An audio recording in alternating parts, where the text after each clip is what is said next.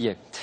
L'actualité à l'étranger est d'abord la Turquie. Il n'y a pas de printemps turc, c'est ce que déclare aujourd'hui le Premier ministre Erdogan. Des mots qui n'ont pas calmé la foule, au contraire. Les émeutes et les manifestations ont gagné des dizaines de grandes villes. La bourse a plongé de plus de 10%. Bernard Lebrun.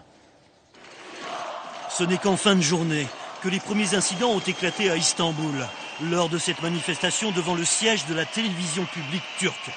Les manifestants se plaignaient de l'absence de tout reportage sur les violences policières durant les émeutes de ce week-end et demandaient à s'exprimer.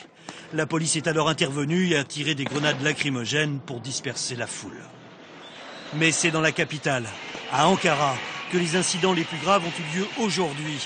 Quelques milliers de jeunes manifestants ont à nouveau tenté de marcher vers les bureaux du Premier ministre.